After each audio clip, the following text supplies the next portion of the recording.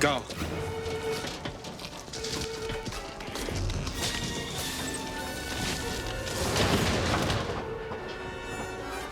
I don't think it's ever quite a relief to be on a movie set. I always love to be on location. I think there's an energy that comes from being actually in the jungle. But there's no question with a movie like Jurassic Park, eventually you're going to have to be on stages. It's just impossible to have these huge, huge pieces of equipment, and you need the infrastructure in place to keep them going. Yeah. Action on the actor. So we opted to build big jungles on the stages at Universal so that we could do rain, nighttime, and not have to worry about all of the stuff that happens working in a natural environment. It was great being on the stages because they were recreating through our set design beautiful sections of jungle, and it actually marries quite well into what we shot in Hawaii. Dinosaurs and man, two species separated by 65 million years of evolution, have just been suddenly thrown back into the mix together. How can we possibly have the slightest idea of what to expect?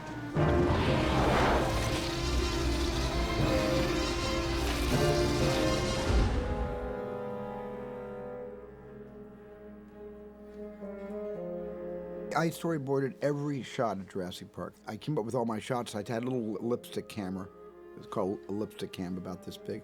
I put it on a stick, and I had a model car and a model T-Rex, and I had the kids in the car. And I actually found my angles by watching a television monitor.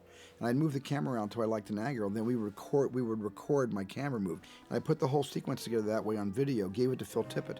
Then he did an entire stop action carbon copy of the angles I was finding with the live cam. We had the storyboards, two-dimensional storyboards, and they were very inspirational, done by David Lowery, just a beautiful job. But because of the complexity of Jurassic Park, and because there were so many disciplines being involved that had to be married seamlessly, Steven thought it might be a good idea to do animatics. And so we at Tippett Shop did the animatics for two sequences. One was the Raptor kitchen. The other was the T-Rex main road sequence. There had to be performance crossover between the computer graphics and the Stan Winston live action characters. So coming up with, we call it the Dinosaur Bible, that just showed some of the basic performance parameters. Here's what the thing looks like walking. And here's what the thing looks like running. You know, here's what it does when it leaps in and looks over here. And all of this came together as a common reference, a template for everyone on set. So when we went and shot Stan's dinosaurs, there was nothing wasted. There was not a single shot that I was able to capture that I didn't use in the movie. And then we would just shoot a plate for a shot that ILM would later put in of the full-size digital dinosaurs. So in that sense, I followed the storyboards religiously. You feel that? One of the things that Steven is so good at is finding images that represent the story, the emotion the audience is supposed to be experiencing. One of the great ones in Jurassic Park is the glass of water that ripples when the dinosaur is approaching. I was at work, and Steven calls into the office, and he goes, I'm in the car, Earth, Wind, and Fire is playing, and my mirror is shaking. That's what we need to do. He goes, we need to do that. We need to shake the mirror, and then I want to do something with the water. So the mirror shaking was really very easy. Put a little vibrating motor and shook it. But the water was another story. It was a very difficult thing to do. You couldn't do it. I had everybody working on it. And finally, messing around with a guitar one night, I set a glass and started playing notes on a guitar and got to a right frequency, a right note, and it did exactly what I wanted it to do.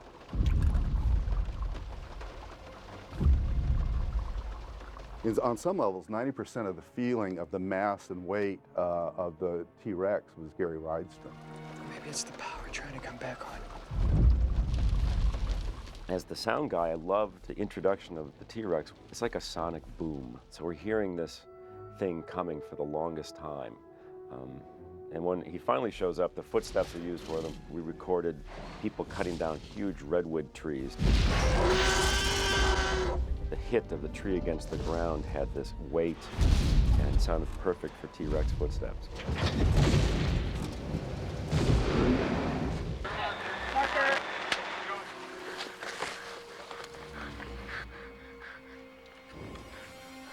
higher, the light.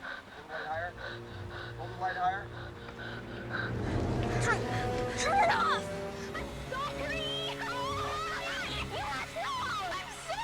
sorry! 1, 2, 3. Cut. Good. Perfect. Excellent. I mean, sure, it was challenging, but I was never having a terrible time or even losing my voice, interestingly enough. And I got so many questions after that. How could you keep screaming, Ariana? I was okay. We're going to dedicate the scream to you.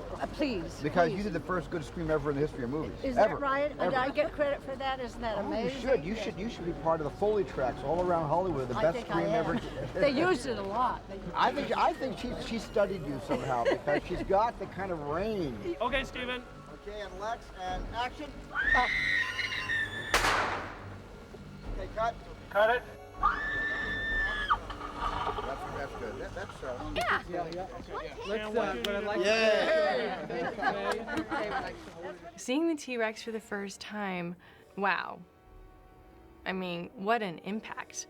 The size of the teeth, the way the eyes could move, it was incredible. It's one thing seeing a great big model, but a model that moves and breathes and works with you was something else. You can build a dinosaur and make it look real, but the people that bring it to life are the puppeteers, and they were the unsung heroes of Jurassic Park 1, 2, and 3. And we had worked out this great telemetry system where we had almost like a replica of like the head of it here down to the tail. And it was exactly in 1/5 scale, so all the movement that we would do would translate to the big one in real time. Yeah, that looks pretty good. It was pretty groundbreaking because it was a real hands-on puppeteering performance. All the puppeteers, we really had to rehearse and become in sync before we started filming. You know, everyone had to know what they were doing and to work in concert. Unfortunately, I didn't know you couldn't pour water on the dinosaurs, so I suddenly decided to do the entire main road attack in rain. And Stan did his funny clearing of his throat. You know, I didn't exactly design these things for water. And I said, well, Stan, what happens if we get them wet? He said, nobody knows. And I don't want to find out. And I said, well, Stan, this sequence will be so much better in the rain because we won't see the T-Rex that well. We'll be in the car. There'll be water running down the windows. The T-Rex will look into the window. You'll sort of see him, but you'll also see a lot of rain coming down. We need to do this whole sequence in the rain. And so Stan said, well, look, hey, I'm a gambler. Let's try. Hey, camera mark.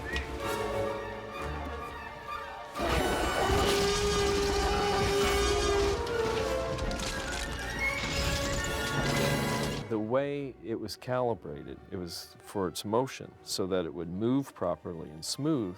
It was calculated on the weight that it was. So when the rain bars came on and it started getting wet, the skin, which was foam rubber, in some areas was this thick, started soaking up water. So then the T-Rex weighed a lot more than what it was originally built for, and all the tolerances were now off. I knew something was wrong with the T-Rex when the T-Rex was suddenly actually shaking the way you shake when you're cold. And the T-Rex would actually just sit there and vibrate like that. And suddenly all of Stan's kids would run in with big chamois he used at the car wash, and they're slapping the rain off the T-Rex and trying to dry it off. My God, that was a bit of a nightmare. But fortunately, we overcame that.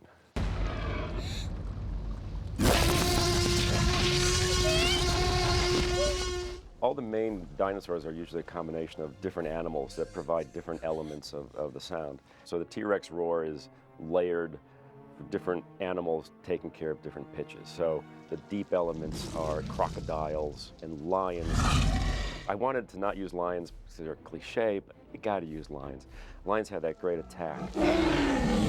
But the key individual sound for the T-Rex roar that we found was a baby elephant. He did the most amazing screech.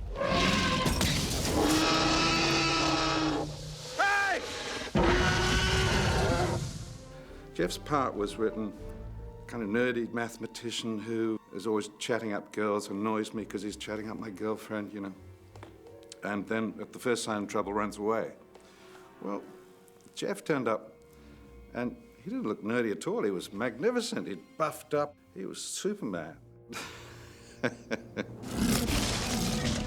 And in that scene, it was written in the script that my character does what something similar to the lawyer who kind of just freaks out, is so frightened that he escapes to save himself, and that my character does the same thing. I said, Steven, on the day I ran it by him, then on the day I said, maybe it might be more delicious and offer a little variety if I can do something kind of heroic, like get the dinosaur to chase me so that it diverts attention away from Sam Neill and the kids so that they can get away. Next thing I know, I'm up there with the flare, and Jeff's there with the flare too. Ian, freeze!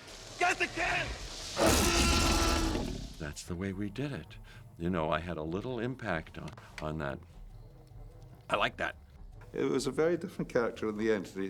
He gets heroically wounded.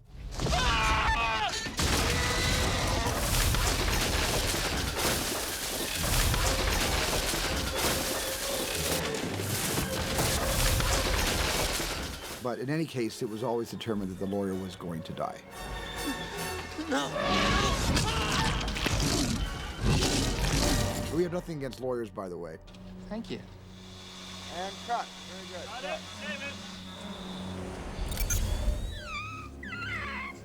What species is this? It's a velociraptor. You bred raptors.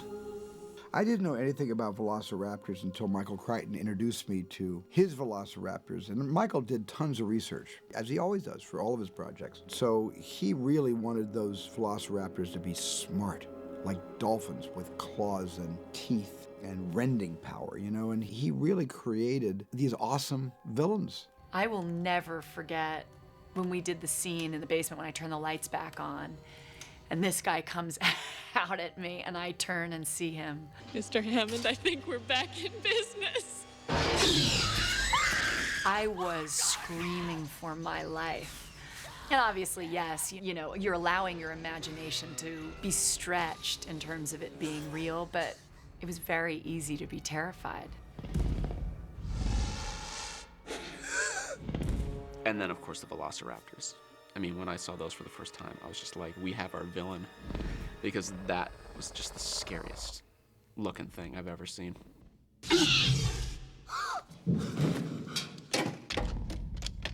I didn't want these kids attacked in the jungle. I wanted these kids being attacked in the world of the familiar. And so it was very important to me that there were little iconic references to things we can see in our own homes in that sequence to put those kids in jeopardy. In the kitchen scene, Stan and his guys created the most extraordinary raptors, and they operated very much like puppets. The raptor was real personal for me. I was in a suit, as Crash was too, but I'm the one that comes into the kitchen and it hoots for the other one to call, and then Crash comes around the corner. So we trained to be in these suits, which were pretty crazy, actually. John Rosengrant and I were both, tucked inside these things, and it was exhilarating but torture at the same time. It was kind of scary because there's that claustrophobic kind of feeling, and there's a little monitor in your face, and that would go out, and so you'd be blind and just kind of hoping you're doing the right thing. But when we had events happen, like when the raptor had to leap up onto the counter, that was where we knew that if we could somehow find that motion in computer-generated graphics, it would look that much more real. And so that's a great sequence showing basically all the tools working, every one of them. But the raptor was one of the more fun creatures to do because he's such a bad guy. And it, like the baby elephant part of the T-Rex, the key sound for the raptor turned out to be a dolphin. And these are different dolphins up the keyboard. And by adding those to something low frequency, so we use walruses mostly. Use the walrus for the low frequency and the boy dolphin for the high frequency, and that became the attack scream of the raptor. The shot I love the most is the shot where the dinosaur thinks it's Lex, which is a meal, climbing into a small compartment, and that the audience thinks that Lex is exposed to this attack. In fact, it's a reflection. Those were the fun discoveries I was making in the storyboarding process. Because when I'm storyboarding, I just make up a lot of stuff, which is fun to do. Every surface in that kitchen was reflective. So it was a very, very meticulous process of putting lights to create the mood, and then putting up large black cloths to hide the reflection of the light. I remember being on set for the kitchen scene and looking behind one of the counters or whatever and seeing about 15 people, all operating a different part of the Raptor. It was like a symphony. During the scene with the raptors in the kitchen, Steven, what he wanted was for me to absolutely let loose, go crazy when I was running towards the door to push it closed and save my brother. He said, scare us. Well, what was interesting is with the new technology, it allowed you to do facial replacement. And when Lex fell through the vent system and was holding on, that was actually the stunt person. And then they filmed Ariana Richards looking up, and they put that in and replaced the stunt double's head. I like the juxtaposition of the fact that dinosaurs have come back to life and they're roving within a kind of museum of natural history. So you've got the fossil record, and then you've got the evidence of the hubris of science, dominating and perhaps wiping out all memory of the fossil record at the very end. There's a shot of me sort of hanging from a skeleton, and I remember Steven crawling down on the floor and looking up at me as I was hanging from this, and he was like, 4 hours of hanging from a bone. You wanted to be an actress. And then the sequence at the end, I remember the bones are supposed to be falling down on me, and they did that reverse, so I had to actually act in reverse, which was the whole new thing for me. Then I remember watching it in the movie theater and saying, hey, look at that, it works. We went to a bowling alley and recorded the impact of the ball on the pins really close, and it made this clacky sound that was great. And it turns out, sounds perfectly like fossil bones collapsing. So the raptor is a teenage dolphin and the T-Rex is a baby elephant and the collapsing fossils is a bowling alley. So if you think of it that way, it has no impact at all. So don't think of it that way. Originally, the raptor was going to have his kind of final say-so in the movie. And the raptors go up and they shake all these bones, and for some reason all the bones fall down and a rib goes through one of the raptors, and the raptors in the teeth of the Tyrannosaurus skeleton. It falls to the ground and it crushes them. We were so taken by how powerful the scenes were dramatically. Whenever the T-Rex was in them, he was like our star. That Steven called Rick Carter over, and we started to talk about how we were going to keep the power of the T-Rex alive throughout the end of the movie. He said, I've got to have the T-Rex back. And I said, well, how does it get in? Now, I was thinking, how does it get in the building? What he said was, well, Grant's backing up, and the raptors are coming forward, and one of the raptors jumps in the air, and this T-Rex comes in and grabs it. And I just cracked up because he described how the T-Rex got into his movie, not how it got in the building, from the top of the frame.